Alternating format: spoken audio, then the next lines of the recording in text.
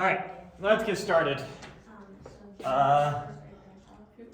So we're starting on chapter 8 today, last chapter that we have before our test. So test next week, make sure that's super clear.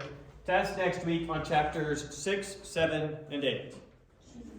All right, so in chapter 8, what were we covering so far? What have we been doing in this chapter? Square roots.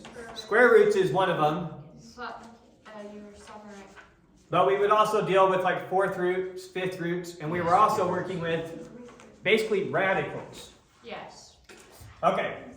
The very last section, we were learning how to multiply these things together and multiply radicals together and divide radicals by each other. That was the last thing you did, 8.4. So 8.5 is all about just rationalizing the denominator. We already did a little bit of this, but basically it's making so that there's no radical in the denominator. You want nothing but regular whole numbers in the denominator. So starting out with an example, his first example says, radicalize the denominator, and it has root 3 minus 9 all over 2 square roots of 6. When we say radicalize the denominator, what we mean is we do not want there to be any roots in the denominator. So what can I multiply square root of 6 by to get rid of it from the denominator? 3. Huh? 3. 3? What'd you say? Self. What? Itself. What's the square root of 6 times the square root of 6? 1, 0. What's the square root of 6 times the square root of 6? 3. 6. Let me ask you, 2. let's reset. Let's pick a different number that is easy for us to work with. What is the square root of 9? 3. 3. How do you know that the square root of 9 is 3? Because 3 times 3 squared is... Because 3 times 3 is 9. Yes. Yeah. So when we say, what is the square root of 9? We're saying, what times itself gives us 9? Oh. So what is the square root of 9 times the square root of 9? 9. It's 9. Or in other words, 3 times 3 is 9. Yes. That's what we mean by the square root of 9. We mean the number such that when you multiply it by itself, you get 9. All right, reset. What's the square root of 6 times the square root of 6? 6.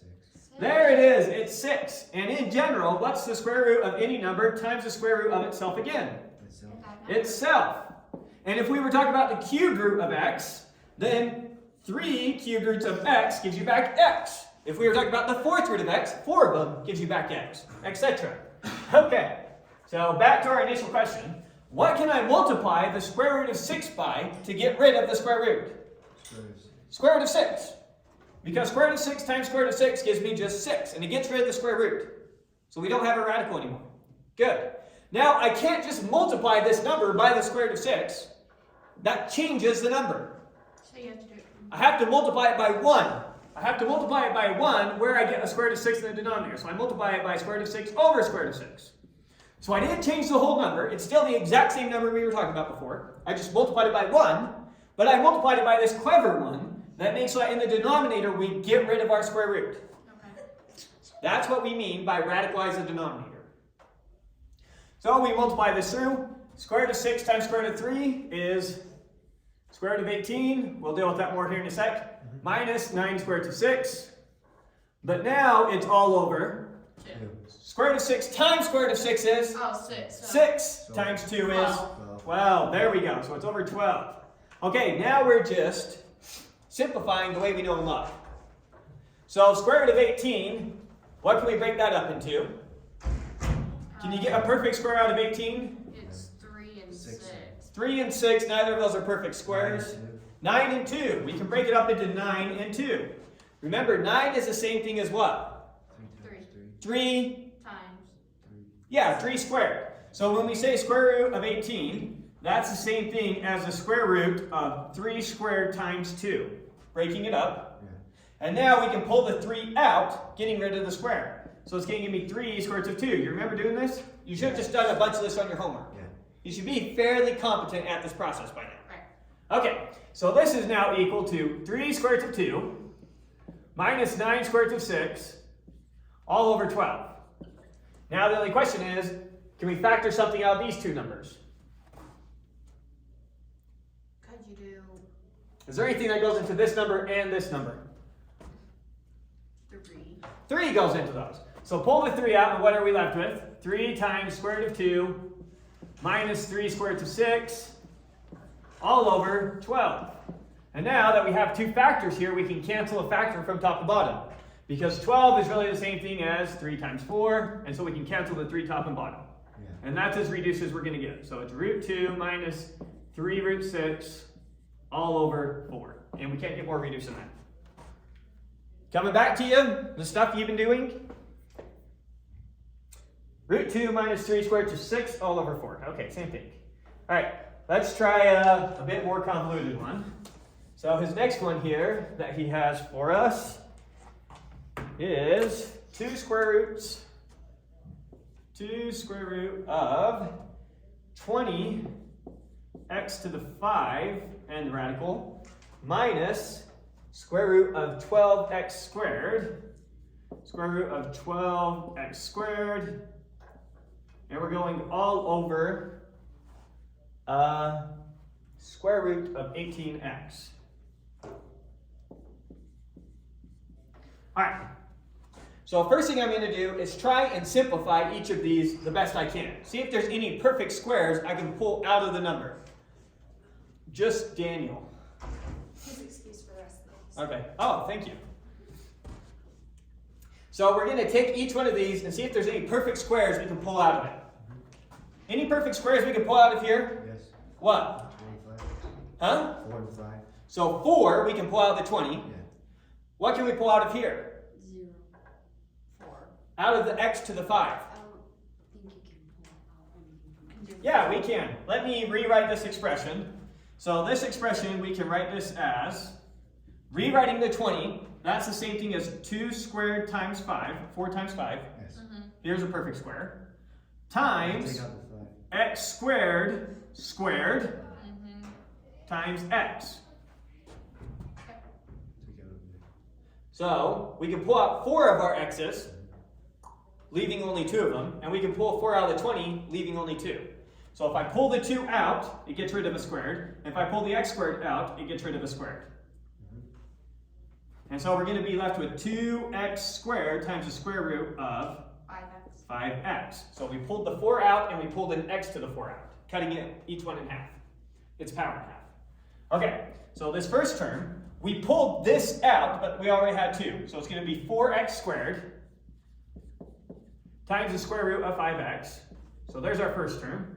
Minus, can we pull anything out of 12? 3 and 4. 3 and 4. So I can pull the 4 out. If I take the square root of 4, it becomes a 2. Take this. 2 squared. And we leave a square root of 3 on the inside. Because 12 is 3 times 4. We pull the 4 out, taking its square root gives us 2. Right. Leaving that. We have the x squared here, taking its square root to pull it out, just leaves us with X. x. The square root of x squared, just x. So we have minus 2x squared to 3 all over, now finally this one. 18, what can we pull out of 18? 9 and 2. 9 and So 2. 3 Take the square root squared. of 9 as we pull it out, gives us a 3. And we left 2 behind. 2x. Okay. Now, I can't simplify these anymore. I need to radicalize my denominator.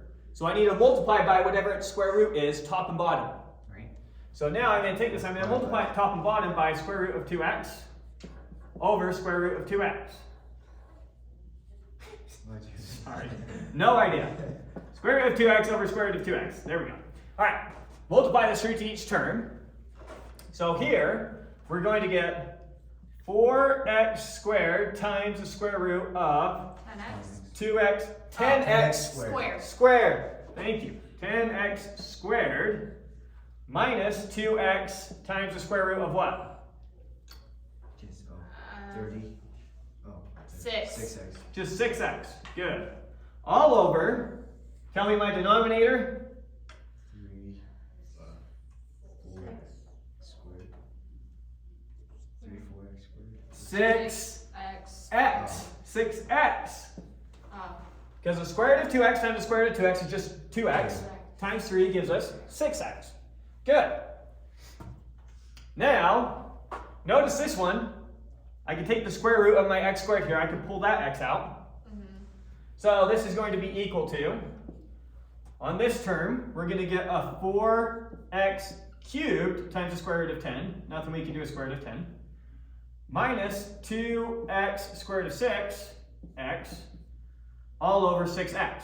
Why isn't it x to the 4? When I take the square root of x squared, what do I get? Just x. So x squared times x gives me x cubed. Good.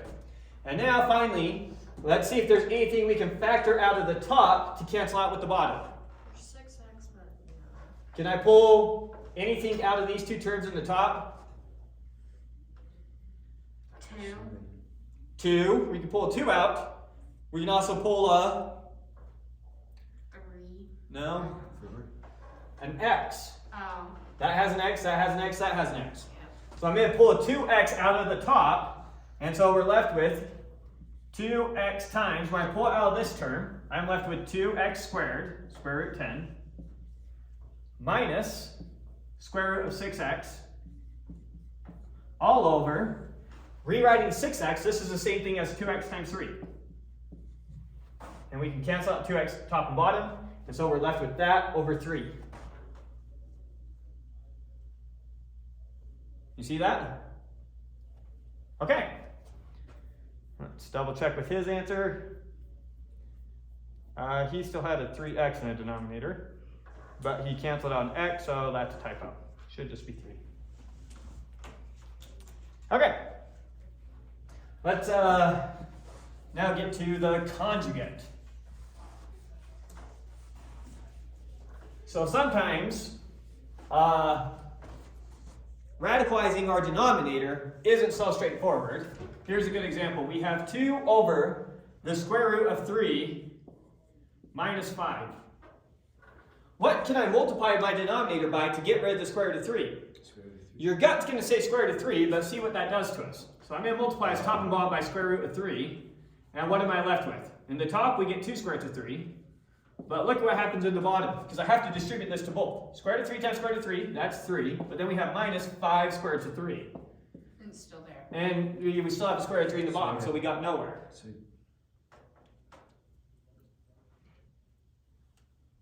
Yeah, kind of annoying, huh? Can you do by, you can't do it by the negative, can yeah, I you? was going to say. Just wondering. So what we want to multiply it by is what we call the conjugate of the number. And we're essentially using the fact that a minus b times a plus b is equal to, you remember what this is? This is our difference of squares, a squared minus b squared. And notice that that squares both our terms. And so this is a way that if this had a square root, we're going to get rid of it. And if this had a square root, we're going to get rid of it. So here's what I'm doing. We think about this as our a minus b. I'm going to multiply it by a plus b, and this is what's going to come out. Oh. So I'm going to multiply this top and bottom by a plus b. So we're going to multiply it by a plus b, and we're going to multiply it by a Minus b. plus b. Oh. Remember, we got to multiply it by 1, otherwise we're changing the Oh, number. right. You can't do one thing to the bottom and one thing to the top. Right. Okay, so now when we multiply all this out, let's see what we get. In the top, we get 2 square roots of 3 plus 10. In the bottom, what do we get? Well, square root of 3 times square root of 3 gives me 3. 3. It's just 3. Negative 5 times square root of 3 gives me negative 5 square roots of 3. But positive 5 times square root of 3 gives me positive 5 square roots of 3. And those will cancel out. And so all I'm left with now is negative 5 times positive 5 gives me minus 25. And so notice what we're left with was a squared minus b squared. It's just the same thinking. Okay. If this had been plus here, we would have instead multiplied top and bottom by minus minus. We call this the conjugate of this. And so if you had worked out all like that, the only difference here is that we would have had a minus up there. Our denominator is still going to be the same thing. It's still going to be a squared minus b squared. Make sense? So that's what you do when you have 2 terms in a denominator. So that only happens when you have the square root plus something else. Because if it's like the top one, you don't have to. Yeah, if it's like the top one, we hardly have to think about it. Okay. We just multiply by square root of 6. But when we have two terms, now it's a bit harder. Good. Okay, so let's work through a full example.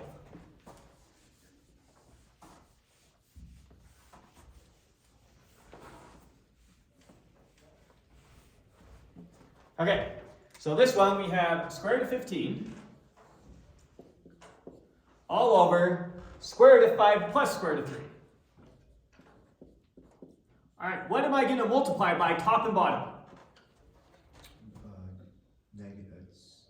Square root of 5 minus the square root of 3. Square root of 5 minus the square root of 3, just by the conjugate. So we multiply by the conjugate, top and bottom. Square root of 5 minus square root of 3. And square root of 5 minus square root of 3. All right, let's see what that gives us. In the top, square root of 5 times square root of 15 gives me what? What's 5 times 15? 5 times 15. 65. 5 times 15. 5 times 15. 65. 5 times 15. This is recorded. People know you're taking this long. 5 times 15. 75. 75. Thank goodness for calculators. Yeah. All right. 5 times 15 is 75 all over in the denominator. Oh, wait, that was only the first one. Yeah. So minus 3 times 15, 45. 45. Much better. You can tell you didn't use a calculator on that one. Okay, now in the denominator, we're multiplying this to this. So I got to multiply root 5 to root 5. What does that give me? 5. 5. Good. Now I got to multiply root 5 to minus root 3. What does that give me? Negative 15. Negative square root of 15. Good. Now I need to multiply square root of 3. So I multiplied that to both. Now I need to multiply this to both. What's square root of 3 to square root of 5? Positive square root of 15. Positive square root of 15. That's why we multiply by the conjugate. Those will always cancel out your square root terms. And then finally, root 3 times negative root 3 gives me Negative 3. negative 3. Negative square root of 9, but negative 3, same thing. Perfect. And so, as we wanted, our radical terms cancel out. That's why you multiply by the conjugate. That will always happen. Because a plus b times a minus b is always equal to a squared minus b squared. It's always going to happen. So we ended up with a squared minus b squared. Every time. Okay. So now that we got it like that, let's just do all our reducing. What's a perfect square that goes into 75? 5. Not 5. 5 is not a perfect square, but what's a perfect square that you make with 5? 5 times 5 is 25. 25. Does 25 go into 75? Yes. So 25 is a perfect square. 25 and 3. So it's 25 and 3. So we pull the 25 out. What's the square root of 25? 5. 5. So when we pull the 25 out, we're left with 5 square root of 3 minus, do we have any perfect squares in that? 9. So when we pull the 9 out, we get a 3. And we're left with inside square root of 5. Good. All over 5 minus 3. 5 minus 3 is 2. There it is. Not too bad. Okay. Trying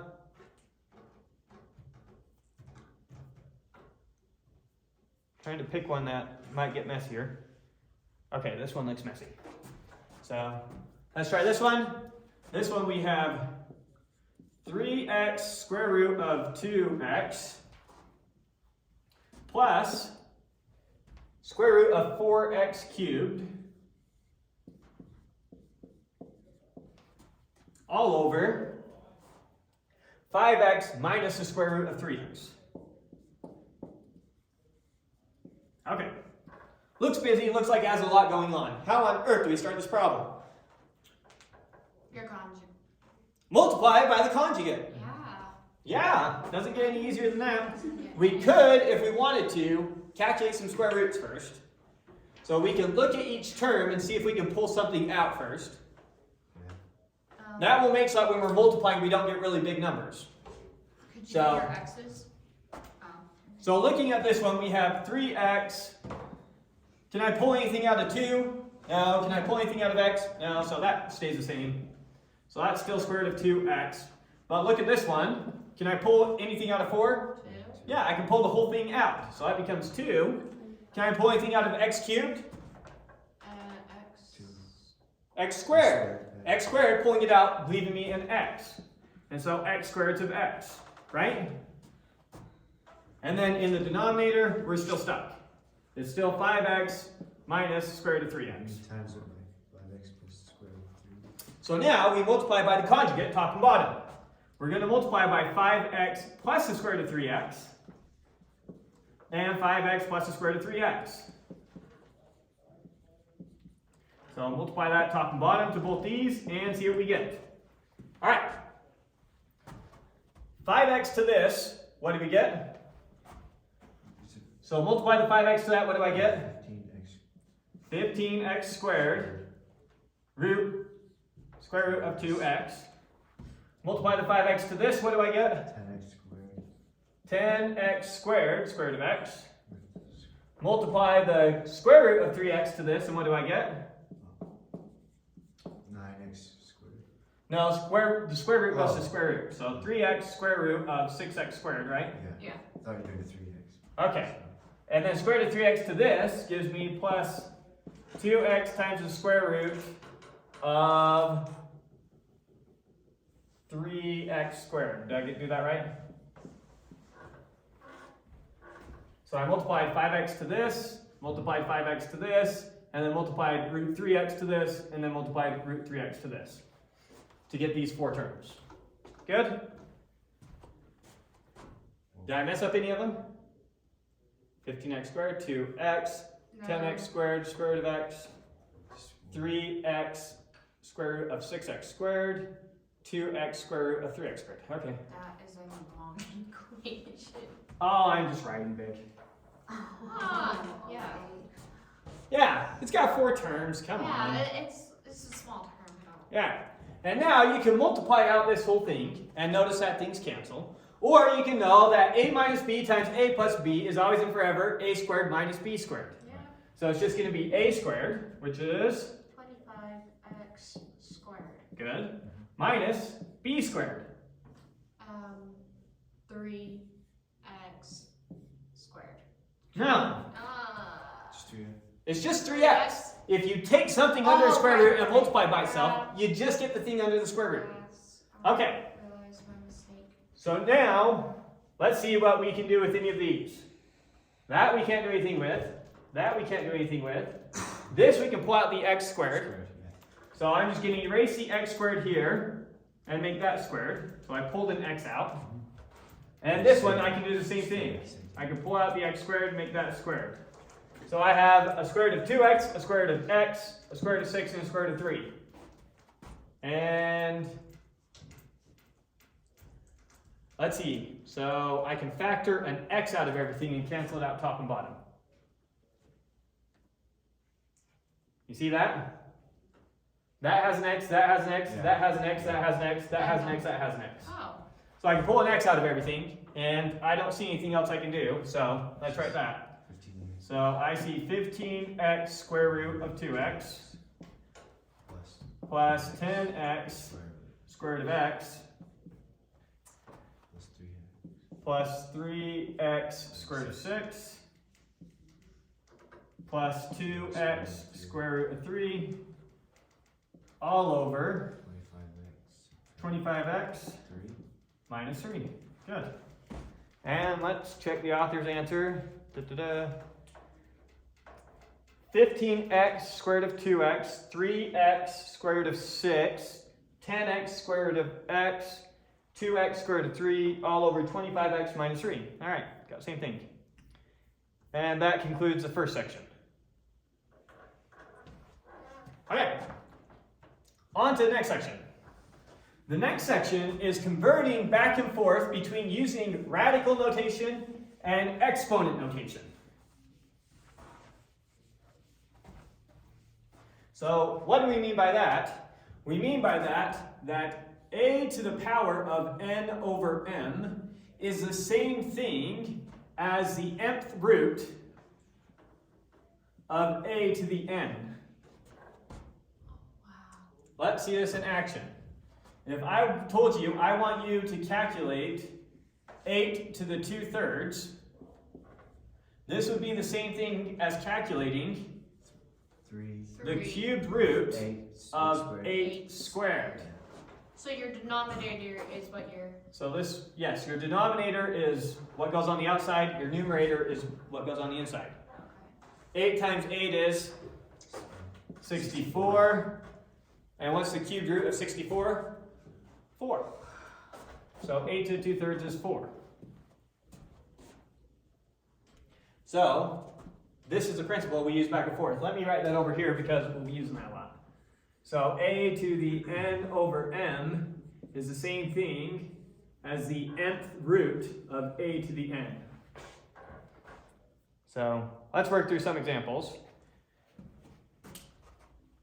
So the first one, the author wants us to calculate 27 to the negative 4/3. So we're looking 27 to the negative 4/3. And he wants us to write this with radical notation. That's all he says to do. Okay, first off, as a negative exponent. I hate negative exponents. What do I do with the negative exponent to get rid of it? times the items. Put it in the denominator. So switch places. A to the negative m is the same thing as 1 over a to the positive m. If you put it in the denominator, it makes the exponent positive. That's what I'm trying to say. Okay, so this is equal to 1 over 27 to the 4/3. Right? Okay, now what do we do? Put it into your square, whatever it's called. Right, we can use that same notation. I wonder if he wants us to actually just calculate this number. Yes, we can calculate the number. Okay. Now, 27 to the 4/3, this is 1 over. Two ways we can think about this. I can think about this as the nth root of a to the n. I can also think about this as the nth root of a, sorry, the nth root of a all to the power of n. Those are logically equivalent. You with me? Mm-hmm. Okay, so 27 to the 4/3, I can either write this as, I can say this is the cubed root of 27 to the 4, or I can say that this is, take the cubed root of 27 and raise it to the power of 4. What do I want to do first? Do I want to raise 27 to the power of 4 first, or do I want to take its cubed root first? Take the cube root. Take the cubed root first. 27 to the power of 4, who wants to calculate that monstrous number? Not me. 27 times 27 times 27 times 27? 108. We're How do you- multiplying 27 by 27 by 27 by 27. That's like a. This is much, much, much bigger than 108. It's a very large number.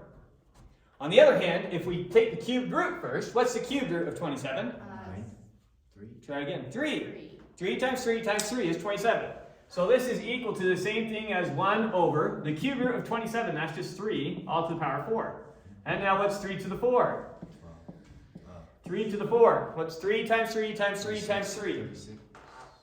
3 to the 4 is the same thing as 3 squared times 3 squared. Just do 2 and then do 2 and then put together. 9 times 9 is 81.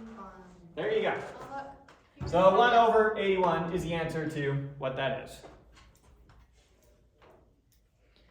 All right, let's remind you of all your exponential properties. These are all things we've already talked about, but we can rewrite a bunch of them out. We'll just write them over here in the margin. So a to the m times a to the n is equal to what? If I have x cubed times x squared, what does that equal? X to the 5. So this is just a to the m plus n. So when you multiply terms, you add exponents. If I have a times b all to the power of m, this is the same thing as a to the m times b to the m. You have to raise both of them to that power. Next one, we already talked about this one. A to the minus m. Why do I keep doing 3's? A to the minus m is equal to 1 over a to the m.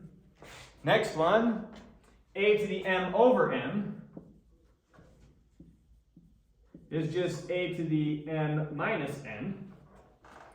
How do you get that? Remember, if I take the a to the n and bring it upstairs, it makes the exponent negative, and then just adding them together. So this one's quickly proved from this one. Let's see. We did that. Here's an important one. A to the m, all to the n again, is a to the m times n. Another important one, a over b to the negative m is the same thing as flip the reciprocal, b over a to the m, good. And then finally, our last one, what's a to the power of 0 equal to? 1. 1. Anything to the power of 0 is 1. Okay, a little too aggressive. Alright, so there's a reminder of the basic exponent rules we'll be using over and over again in this section. So now, let's do an example with all this. So a to the 2/3, a to the 2/3 times b to the 1/2 times a to the 1/6, b to the 1/5 times a to the 1/6 times b to the 1/5. Okay, when I multiply common terms, I add their exponents. Yeah. So a to the 2/3 times a to the 1/6, when I multiply common terms, I add their exponents. I have to add 2/3 to 1/6. So scratch work over here, what is 2/3 plus 1/6? First I need to get my common denominator. What's my common denominator going to be? 6. 6 is my common denominator. I need to multiply this top and bottom by 2 Oh. to get it, so Sorry. you have the right idea. So multiply that top and bottom by 2 to get it. And so we're left with 4/6 plus 1/6 is equal to 5/6. 5/6. So a to the 2/3 times a to the 1/6 gives me a to the 5/6. Now when you combine our b's, 1/2 plus 1/5 is 1/2 plus 1/5. 1/2 plus 1/5. What is it? What's our common denominator? No, that's not right. It's 10. 10. How do I get this to have a 10? 5. Multiply top and bottom by 5. How do I get this to have a 10? 2. Multiply top and bottom by 2. Oops. 2. So this is 7. 7/10. Right. So 5/10 plus 2/10 is equal to 7/10. Another way you can have asked yourself is 1/2 is how many tenths? 1/2 is 5/10. 1/5 is how many tenths? 1/5 is 2/10. 5/10 plus 2/10, 7/10. So this is times b to the 7/10. And that's how you deal with, that's how you combine these terms with these different fractions. All right, let's try another one. This one we have x to the 1/3, y to the 2/5. X to the 1/3, y to the 2/5. And we're raising this whole thing to the power of 3/4. How do you do that? You just times it by. You just multiply. Where's the rule? It's this one. A to the m to the power of n is just a to the m times n. So you just multiply the 3/4 to each of those exponents. So 3/4 times 1/3 is 3/4 times 1/3 is 1/3 times 3/4 is equal to, overthinking it, That's 4. 5, 6, 7. 5, 6. 12. 1/3 times 3/4 is, Oh, 3/12. 7. I said Oh, cancel out. 1/4. 1/4. Whoa! Ah, there it is. The 3's cancel out top and bottom, leaving us with 1/4. Okay, so we have x to the 1/4. And now let's play this game again. What is 2/5 times 3/4 equal? First off, let's cancel out the 2 before you go nuts with Yeah, it. 10. That leaves a 1 and a 2 there. So multiplying across, 1 times 3 is 3. 3. 10. 5 times 2 is 10. 3 tenths. 3 10. Fantastic. That easy, right? Yep. Okay, we definitely need to do another one of these. Yes, we do. Actually, let's get this one because he's trying to trick you. And then I'll find another one where we have to multiply the exponents. Okay, this one has an x squared y to the 2/3. So we have an x squared y to the 2/3 times 2x to the 1/2 times 2x to the 1/2 y to the 5/6 all over x to 7/2 y to 0. Now, y to the 0 is 1. 1, so we don't even have to worry about that. Same as multiplying the denominator by 1. So that's going to be his first gotcha. So you just cancel it out. You can, y to 0 is the same thing as multiplying this by 1. When I multiply it by 1, I just get that number itself. Okay. So the y to 0 makes no difference here. Okay, so now let's write this out. In our numerator, 2 is just 2. That's what we can do with that. Now, x squared, x to the 1/2. It's just x. What's 2 plus 1/2? Oh, We're not taking the square root or anything. When you multiply like terms, you add the exponents. It's Make what? it 2 over 2. 2.5. Well, that's going to be 2 over 1. 2.5. We're adding the exponents. So 2.5, say that as a fraction. 4. And 5. 6. 5 halves. 5/2, I'm drawing a blank. right? X to the 5/2. We were doing 2 plus 1/2. What's our common denominator going to be? 2. Multiply this side top and bottom by 2. 2 over 2. 2 is the same thing as 4/2 plus 1/2 gives us 5/2. Okay. Y. We have 2/3 plus 5/6. Let's make sure we do that right. Plus 5/6. What's my common denominator going to be? 6. So I need to multiply this one top and bottom by 2. And so we got 4/6 plus 5/6 gives me 9/6. 9/6 is the same thing as 3 halves. 3/2. Cancel out a 3 top and bottom. 3/2. So this is, what term are we doing? Our y's? Yeah. So this is y to the 3/2. Now, in my denominator, I have x to 7/2. But I need to somehow combine it with this x.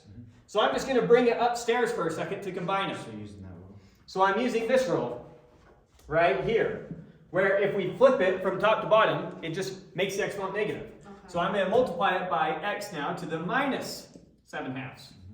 That was bringing this upstairs, just so I can combine it with this x. We'll put it back downstairs if we need to when it's all said and done. All right, what's 5/2 minus 7/2? 1, 3. 3. No, it's No, it's 2 half. It's 1. negative. Negative 1. So this is now equal to 2x to the negative 1, y to the 3/2. Now finally, we're done combining like terms. Now we just don't want any negative exponents, so anything that was negative, put it down here. Right. If you had negative in the denominator, put it up here. So this is finally 2y to the 3/2 all over x, and we're done. Make sense? Yes.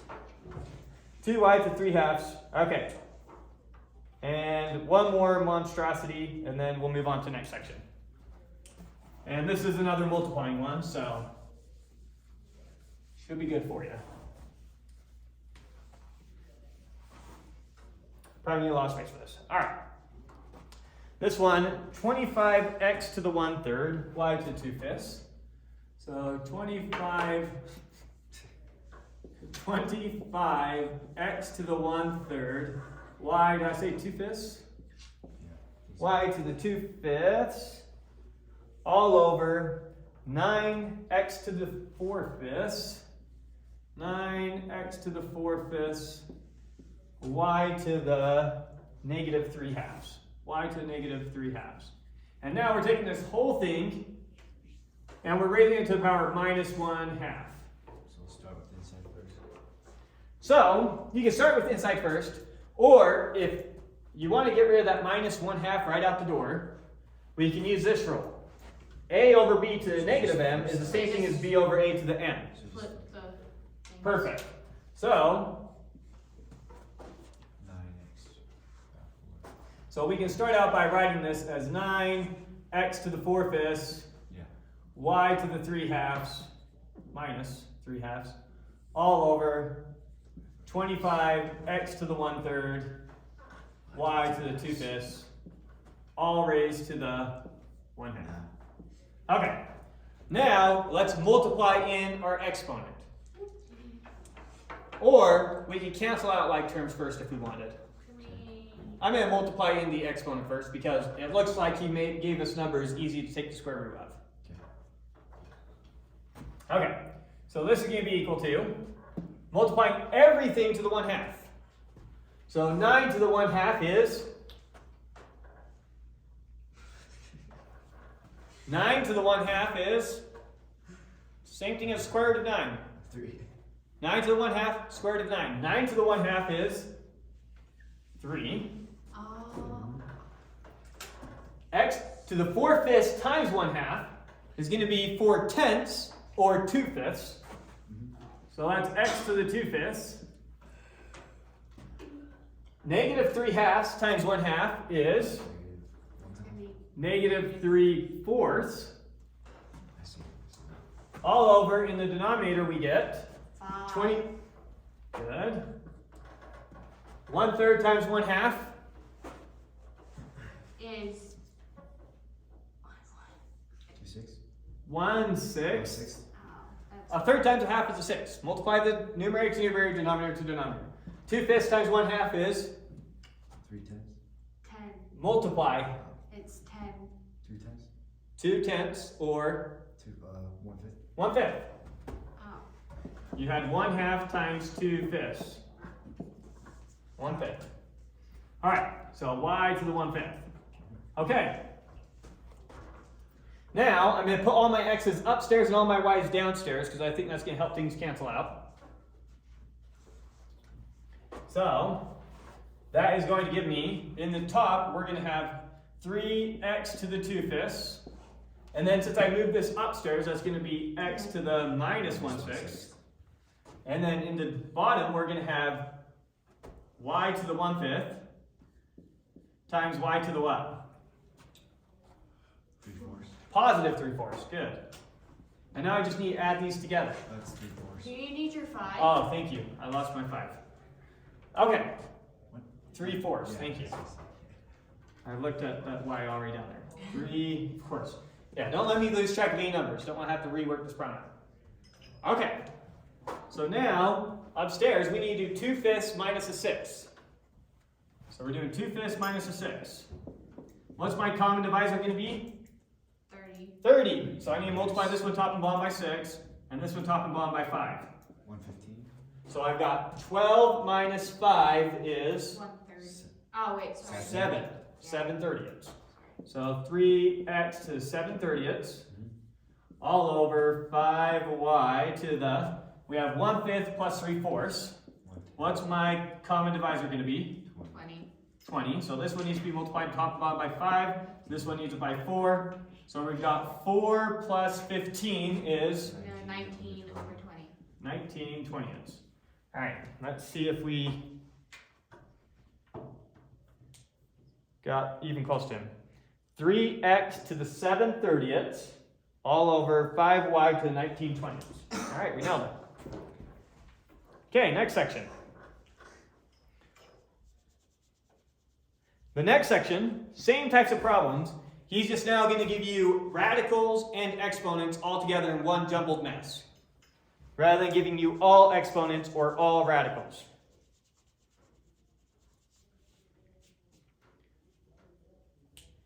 So,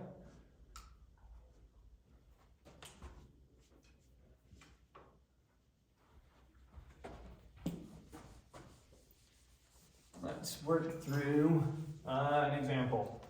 So rewrite as rational exponent. Oh, that's not what the actual problem is going to be. The problem is going to be something like simplify. So he's going to give us a problem by calculating the 8th root. So we're going to calculate the 8th root of x to the 6, y to the 2. So he's going to start by giving us something like that. Now, first thing we're going to do is think about this in terms of exponents. So this is x to the 6, y to the 2, all to the 1/8. Same thing. Taking the 8th root is the same thing as raising it to the 1/8 power. Okay. Now multiply through to our exponents. So this is x to the 6/8. You're just doing 6 times 1/8. Oh. 6/8. What is 6/8? What do you mean by that? All right, we'll just write it for a second and then you'll see. And y to the what? 2/8. 2/8. 2/8. Good. Now 6/8 is the same thing as Oh. 3/4. 1/2. 3/4. 3/4. And 2/8 is the same thing as 1/4. 1/4. Now I'm going to pull the 1/4 back out. So this is going to be x cubed y all to the 1/4. Wait, what? How did you get your Because you took the 4th out. Oh. I took the 1/4 out of both. Okay. And then finally, this is the 4th root of x cubed y.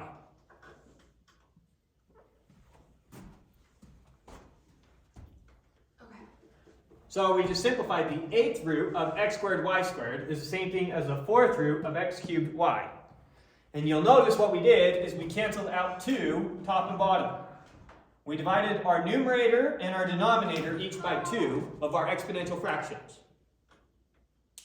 Make sense? Yeah. So we don't want to have to write out this algebra every single time. I want to be able to say to you, notice that we can divide our numerator and our denominator of our exponents each by 2 and just go straight from this step to this step without having to show all the algebra in between because that's real tedious. I want you to just be able to see that. Make sense? Yeah. So let's try another one. And this time we're not going to write out all the algebra, we're just going to see if we can see it. So I have a to the 6, b to the 9, c to the 15. A to the 6, b to the 9, c to the 15. And we're taking the 24th root of that. 3. 3! So you notice 3 goes into that, and that. So I'm going to cancel out 3 top and bottom for my exponents. And so this is going to be the same thing as the 8th root. With a squared, b cubed, and c fifth to the 5th. And that is exactly right. Cool, right? How easy that was? Alright, let's try another one. One that has some numbers that might confuse you. So we are going to look at 8m to the 6 n cubed, and we're taking its cubed root. 3. You see 3, except for that 8, that pesky 8. So 2? No, I can't. But you have the right idea. 8 is the same thing as 2 cubed. Cubed. Oh. And so it is a cube. And so you see, each of our numerators can be divided by our denominator. And so this is the exact same thing as what? 3, isn't it 3 or just 1? Because you're taking it out. You tell me. What do I write? 3. Square root. 3? I'm not sure. Well, if you take So let's follow our rule. You're taking the 3 out. Let's follow our rule. We're taking the 3 out top and bottom. Right. So we should be taking the first root of 2m squared n, Yeah. right? But we're taking the first root of it. What's the first root of a number? It's just the root. It's just the number. Right. The square root is just the root. We don't even have a square root, we have a first root. So that's just the number itself. Notice that you could have almost guessed this one. Look, take the cubed root of 2 cubed, that gets you 2.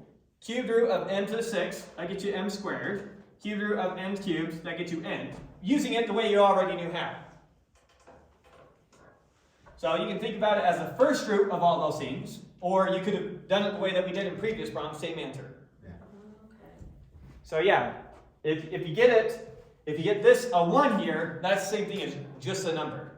Get rid of your radical altogether. So that was a good problem.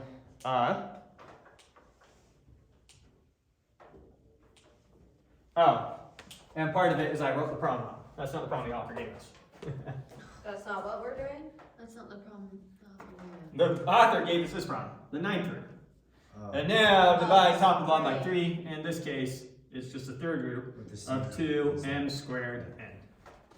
Okay, so that's what he gave us. But if it came out like that, yeah, good to cover anyways, just in case.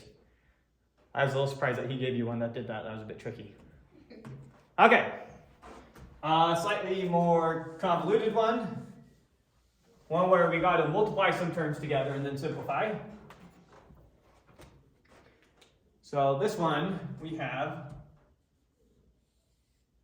the 4th root of a squared b cubed, a squared b cubed, and the radical, all multiplied by the 6th root of a squared b. Okay, make sure I got that right.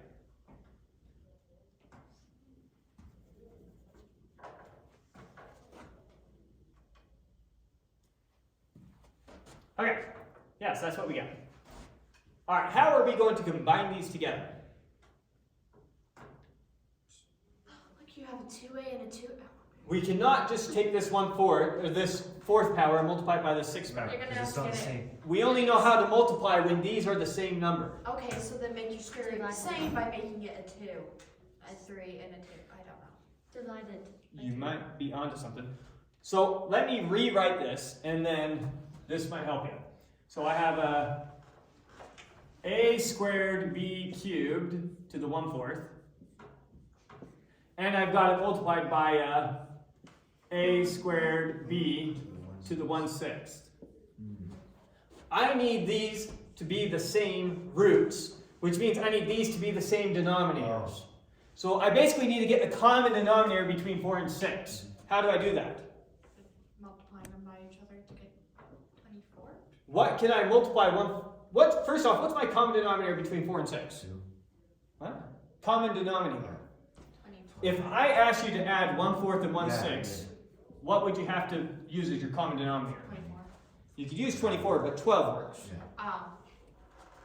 Okay, so 12.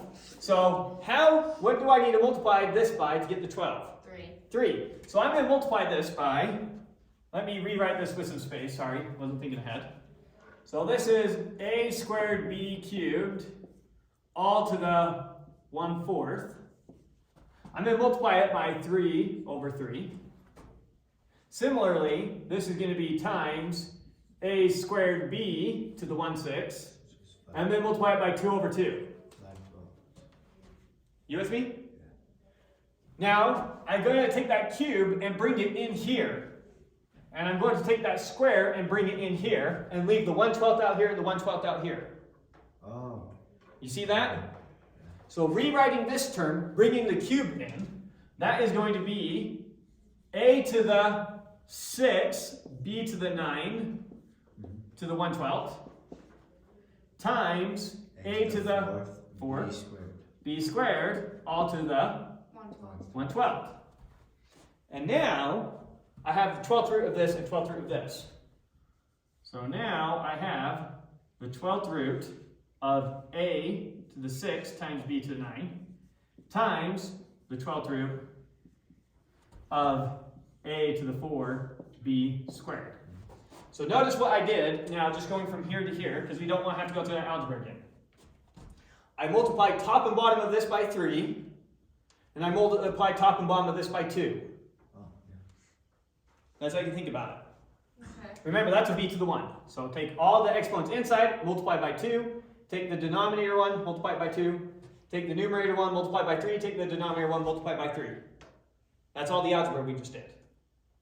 You're just trying to get you comfortable about thinking about these numbers as somehow the denominator for our exponents, and these ones as our numerators for our exponents. So that we don't have to go through all this middle algebra over and over again. And now that we have common roots, we can just multiply them the way we know enough. So this is just going to be the 12th root of 24a. A 24. when you multiply terms, you add exponents. 8 to the 10. Oh. You're going to be A so to the tempted to get that mixed up left and right. It's 10. going to be very confusing. A to the 10. A to the 10 B to the 11. and B to the 11. 11. And now notice that my numerator and my denominator have nothing that can cancel out. So, I'm pretty sure that's going to be his answer. The 12th root of 8 to the 10, B to the 11. All right, let's do one more like this. And then I'll move on to the next type of example. So the next one he has is a 5th root of x cubed y to the 4th. So we have the 5th root of x cubed y to the 4th, all times the, lost problem, the cubed root of x squared y. The cubed root of x squared times y. Think about that y as y to the 1.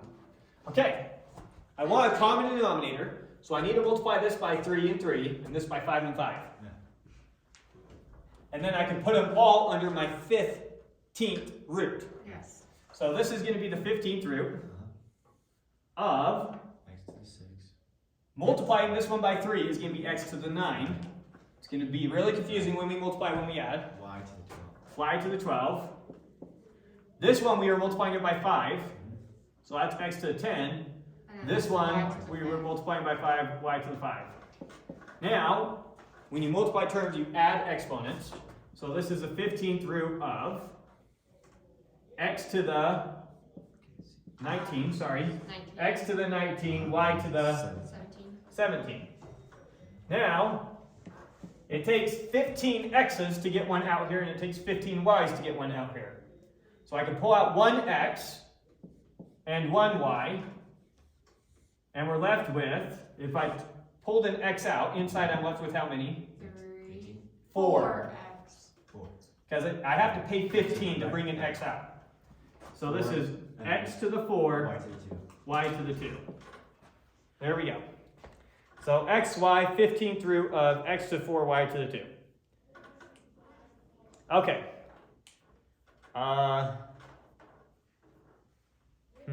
Which of these will be the hardest? Let's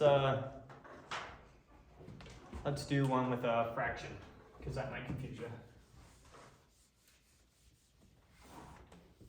Okay, so our last one that we'll do in this section is we have got the 6th root of x4, y3, z2, x to the 4, y to the 3, z to the 2, all over 8, 7, 2, 1. 8, 7, 2, 1. All right. So now this time we're dividing them rather than multiplying them together. We still cannot divide these two things unless they have the same root here. So we're still going to do the same thing, get our common denominator. So what's our common denominator between 6 and 8 going to be? 48. We can go smaller. 24. 24. 24. So, how do I get 6 to 24? Times it by 4. Times it by 4. So I need to times all these ones by 4. I need to times all these ones by 3. I'm going to write this all in one big to the 24th radical. So taking the 24th root of, we were multiplying these ones by 4. So X to the 8. Multiplying the exponent by 4. X to 16, y to the 12, z to the 8. You're going to get confused by those over and over again. Down here we have x to the 21, X to the y to the 6, z to the 3, right? Now we need to combine these. So if I put them all in the numerator, that takes all these ones and makes them negative. You with me?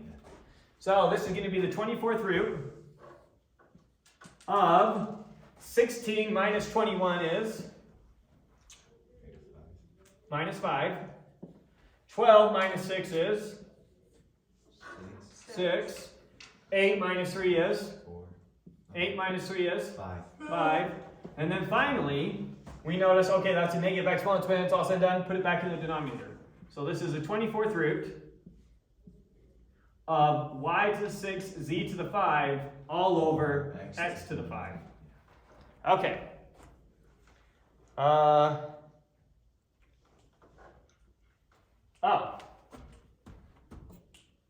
Now, it's not that we're still on track, but this is not our answer because we have a radical in the denominator. Oh, yeah. So let's finish out the process. Sorry, my bad. So this is the 24th root. In the numerator, we still have y to the 6, z to the 5. But in our denominator, we also have the 24th root of x to the 5. Right? Yeah. This is the same thing as this. We do not want radicals in the denominator. So how many more x's do I need down here to cancel it out? How many x's would I need to have in here to pull it out? Oh, I need 24 of them, right? right. The 24th root of x to the 24 is x. So that's how we can cancel it out. Or that's how we can pull out of the radical. So, how many more do I need down here? I have 5, I need 19. So I need to multiply this top and bottom by the 24th root of x to the 19. And the 24th root of x to the 19. Oops, 19. Alright, and what does that leave us with? In the numerator, we have the 24th root of, how many x's do we have? 19. Sorry. How many y's do we have? 6. How many z's do we have? 5. All over. Thanks. I have 19 here and 5 here for a total of 24. 24. Take the 24th root, and that leaves us with just x. That's the whole reason we did that, right? Finding the number such that when we multiply it by this, we get just x. Right. That's what we were after. Okay, and that is his answer. All right, last section. And last section is working with complex numbers. You ever come across complex numbers before? Yes. You think? Let's kind of walk you through a little bit of history of this. Take you back to when you were in basic counting. I guess some toddler, right? And when I'm first teaching a toddler how to do arithmetic, I might ask the toddler, what's 5 take away 3? And what does a toddler know how to do? They start off with 5 and they say, put down 3 fingers, and they say it's 2, right? And they can do that. Now if I ask the toddler, okay, this time I want 3, now take away 5. And they'll say, okay, 1, 2. You can't do that. It's broken. How can you do 3 take away 5? And you have to then explain to the child about negative numbers. Say there's nothing wrong with negative numbers. They're perfectly valid numbers. And at first the child's going to be confused. They'll say, that's not a number. Show me negative 2 apples. What do you mean negative 2 is a number? And they're going to resist. And you didn't like going through that transition. But eventually you got comfortable with negative numbers. And you went a little bit further and you started doing division. And you were asked to calculate problems like, what is, 21 divided by 3? And you came out with 7. And then someone says, well, what's 21 divided by 4? You say, is it 5? No. Is it 6? No. It doesn't work. You say, sure it works. It's 21/4. That's a perfectly good number. And then they kind of feel like you're cheating. You didn't solve the problem. You're just saying the answer is the problem. There's nothing wrong with that answer, 21/4. A little bit of time goes by and you start being told to calculate radicals. And I might ask you to calculate something like the square root of 16. And you calculate it and you say, that's 4. Yay! I say, okay, what's the square root of 2? 2. It doesn't have one. What do you mean? I say, yes, it does. What's the square root of 2? It's the square root of 2. That's what it is. It's a perfectly fine number. You say, you're cheating. You didn't figure it out. No, that's it. That's what it is. And now we come to the next leap that you're not going to like taking. What is the square root of negative 1? Negative 1. What times what gives you negative 1? Negative 1 times 1 is 1. Negative 1 times negative 1 is 1. So it's negative. What's the square root of negative 1? Negative 1. No, negative 1 times negative 1 gives you 1. It doesn't give you negative 1. So it's 1. 2. 1 times 1 gives you 1. Nothing. Nothing? I I don't know. don't know. The answer is the square root of negative 1, which we're going to start calling I. I we define to be the square root of negative 1. That's rude. What's the square root of negative 1? It's the square root of negative 1. It's I. That's what it is. Perfectly fine saying it that way. Perfectly good number. And you're not going to like this, but it is. Okay. Okay, so now we introduce I. I is the square root of negative 1. Let's start getting comfortable with this I thing. Let's start tackling I to some powers. What's I to the power of 0? Anything to the power of 0 is 1. Right? Okay. What's I to the power of 1? Negative 1. It's just I. Anything to the power of 1 is just that thing. X to the power of 1, x. 79 to the power of 1, 79. 1/3 to the power of 1, 1/3. Anything to the power of 1 is just that thing. Now, what is I squared? Negative 2. What is I squared? 2I. Negative 2. I 2. By definition, I is the square root of negative 1. What is the square root of negative 1 times the square root of negative 1? 1. Oh, I don't know. What is the square root of x times the square root of x? Oh, X. X. What is the square root of negative 1 times the square root of negative 1? Negative 1. Negative 1. What is I times I? I. 1. Negative Oh, 1. sorry. Negative 1. Sorry. I is the square root of negative 1. I just rewrote this exact thing twice. Alright, it's going to take some getting used to. What is I? It's the square root of negative 1. That's what it is. Okay, so what's I squared? Negative 1. Negative 1. We're getting there. Boom. Okay, let's calculate I cubed. What does that equal? 1. No, Negative 3. it's I. Negative 3. No, because if Look, it's I cubed 1. is the same thing as I squared times I, right? Yes. What's I squared? Negative 1. What's negative 1 times I? What's negative 1 times anything? 1. It's just the negative of that thing. What's negative 1 times x? Negative x. So this is just negative I. Oh. Okay. So, that's retarded. Why is it retarded? It is. It's I squared, which is negative 1, It's just times I. You basically took this times this. I to the 1 times I to the 2 gives you I to the 3. I times negative 1 gives you negative I. Right? Okay, let's do the really tricky one. What's I to the 4 equal to?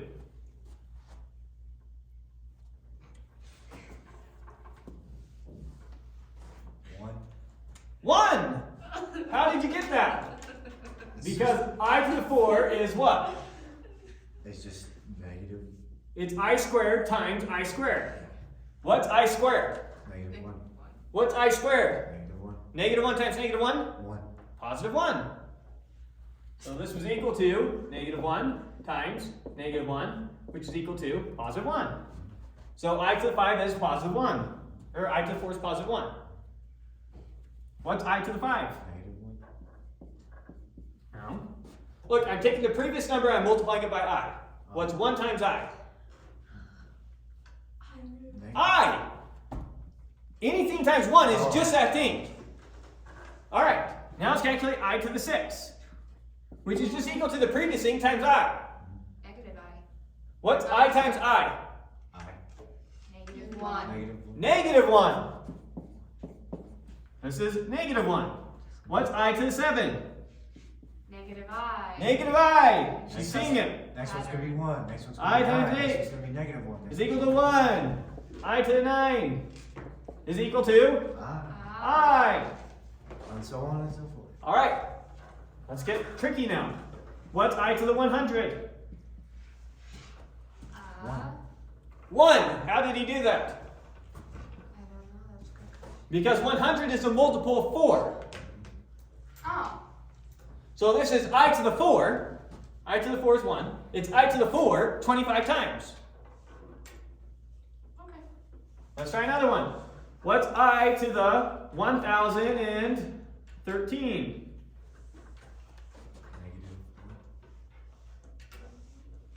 It's gonna be negative I. No, you're just throwing out stuff. Oh, yeah. Well,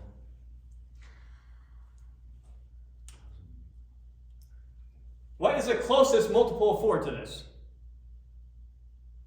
4 and 3. Oh, sorry. I want to say 12. 1012. 4 goes into 1000 250 times. 4 goes into 12 3 times. So this is I to the 1012 times I. That one's a multiple of 4. And I to any multiple of 4 is just 1. Oh, 1 so times it's I just is I. You getting it? I think these are going to be some of your problems. It's going to say I to some really big number, and you're going to have to work it out. Let's try one more. What is I to the 97?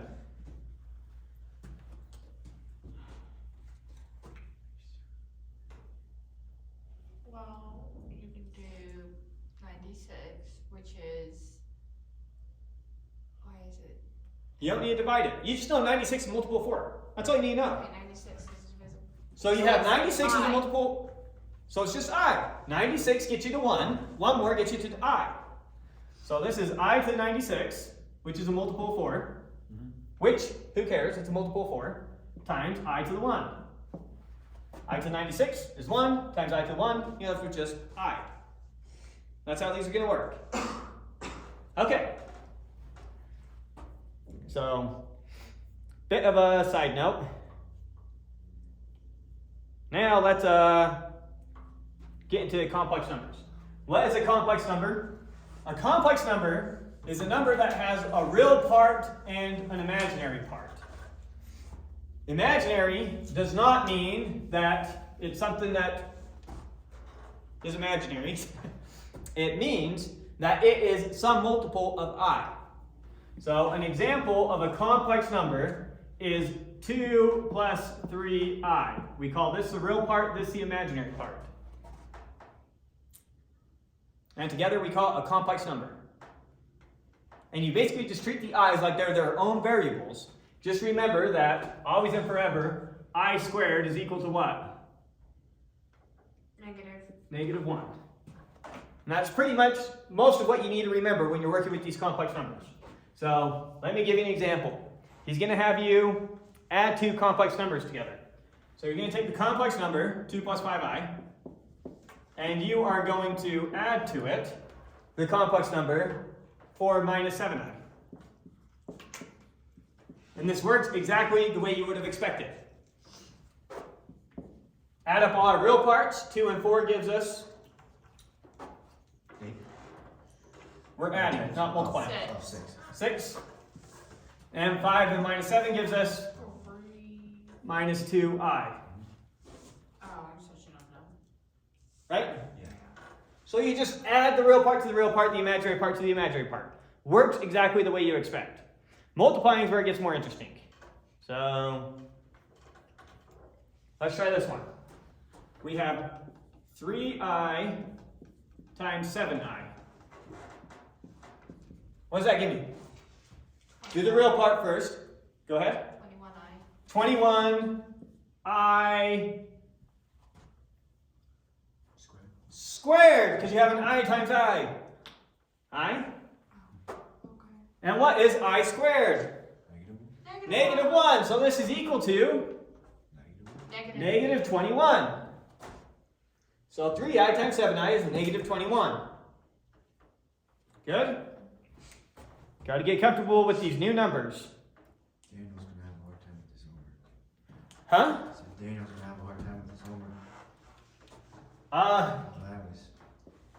Yeah, not the easiest stuff. Remember, we're getting close to through the book, so chances are we're going to start getting to stuff you guys have never seen before, never come across for these last few chapters. Okay, let's calculate this one.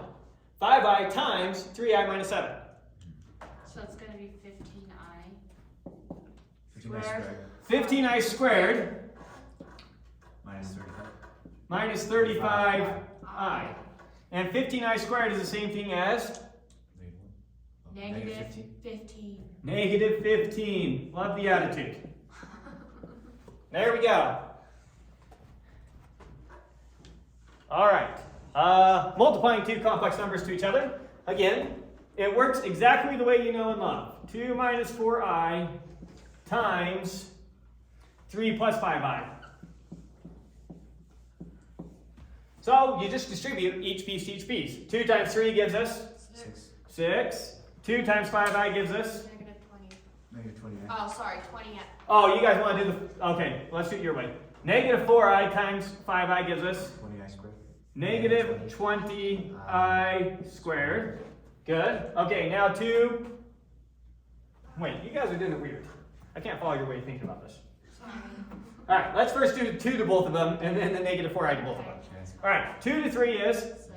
6. 2 to 5i is? 10i. 10i. Negative 4i to 3 is? Negative 12. 12i. Negative 12i. And then negative 4i to 5i is? Negative 20i squared. Negative 20i squared. Now, negative 20i squared is the same thing as? 20. Oh, sorry. Positive 20. Yes. Because I squared is just... Negative 1. So we have 6 plus 20 is? 26. 26. 10i minus 12i is? 2i. Minus 2i. All right. And there's our answer. Okay.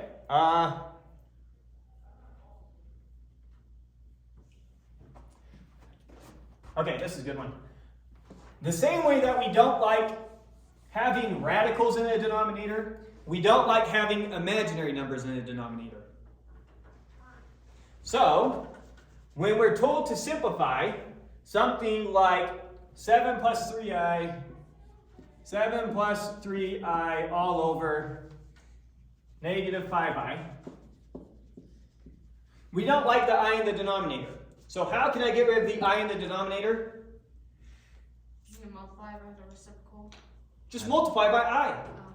Because I times I is negative 1. So if I have one I, just multiply by another I and it gets rid of it.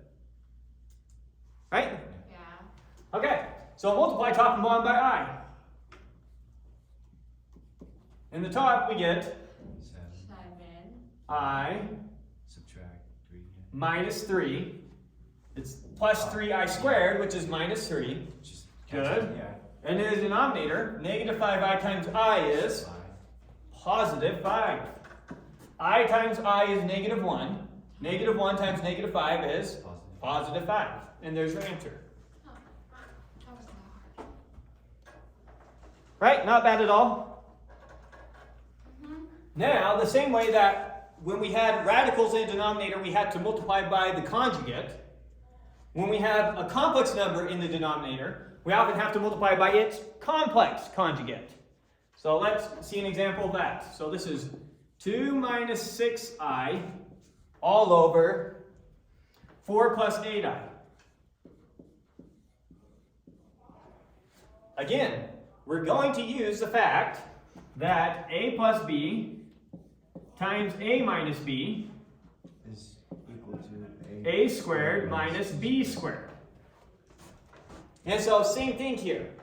We're going to multiply top and bottom by its complex conjugate, which is basically just swap the sign. If that was plus, multiply by when it's minus. If that was minus, multiply when it's plus.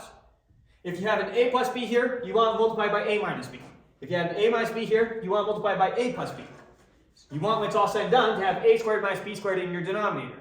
Since everything's squared, it's going to get rid of whichever term had your i's. If this had i's, it's going to get squared. If this had i's, it's going to get squared. And when you square your i's, you get rid of i's. And you replace them with negative ones. That's the idea. So let's do it. So I'm going to take this one. I'm going to multiply top and bottom by, what am I multiplying by? 4 minus. Minus 8i. Good. And again, 4 minus 8i. In the top, what are we going to get? Let's erase some of this. We are going to get 8. So multiplying it all out. First I'm going to multiply the 2 to everything. So I'm going to get 8 minus 16i. Now I'm going to multiply the negative 6i to these. So minus 24i. And then negative 6 times negative 8 is? You need to do 4 times 2. 48. So I did 2 times 4 is 8. I did 2 times negative 8i is that. Is it 48 Now I did negative 6i times that. Now I'm doing negative 6i times that. Is that 48i squared or just? So- So it'd be 6 Negative 6 times negative 8 is? positive 64 No, is it's positive 48. 48. Positive Sorry, 48. positive 48. I squared. I squared. So positive 48. But then we have that I squared, which is going to make the whole thing negative. We'll catch that in the next round, but I just want you to see it. And now we can multiply this all out and see that our i's cancel. Or we can remember that a plus b times a minus b is always and forever a squared plus b squared. So this is going to be a squared, 16, plus b squared, which is 64i squared. Follow that? Okay. Now let's use the fact that I squared is negative 1 and start combining things. So I squared is negative 1, so this is negative 48. Okay. Negative 48 and positive 8 gives me 40. Negative 40. negative 40, good. So we have negative 40. How many i's do we have? We have negative 16 and negative 24 is negative 40 minus 40i. All over in the denominator we have 64i squared is the same thing as negative 64. Negative 64 plus 16. Isn't it like 40? 48. 40. 44. I don't know. Sorry. Yes, you got it right. 42. No, not quite. What? Huh? It's 40 something. Yeah, it's minus 48. Oh, there it is. 64 minus 16. 64 minus the 10 gets us 54. Now minus 6 gets us 48. Minus 48. Okay. We can for sure cancel out a 4 top and bottom. So that gives us, let's see, we can take an 8 out of everything, right? Yeah. So taking an 8 out of everything, that gives us a minus 5, minus 5i, all over Minus 6. minus 6. Let's take the negative out of everything. And that gives us 5 plus 5i over 6. Right? And let's see his answer.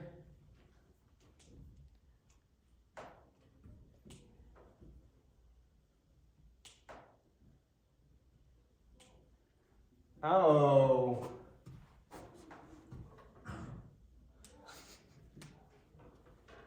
I messed up right here. A plus b times a minus b is a squared minus b squared. So it'd be a positive 60. So it'd be positive 64. So we did our numerator right. It's just our denominator that we did wrong. So let's work this out again. 16 minus, well, I squared is negative 1. So negative 64 times negative 1 is 64. positive 64. 64 plus 16 is 80. 80. And now we can cancel out 40 top and bottom, and we're left with negative 1 minus I all over 2, like that. And that's what he has. All right, let's, that's a good one, nice simple one. Okay, so now we can calculate the square roots of negative numbers. So what's the square root of negative 16? So I can pull 4 out, Mm-hmm. leaving me with the square root of -1. But what is the square root of -1? -1. -1. Oh, sorry. I is the square root of -1. So this is just 4i. Or in other words, what's 4i times 4i? 16. -16. Okay.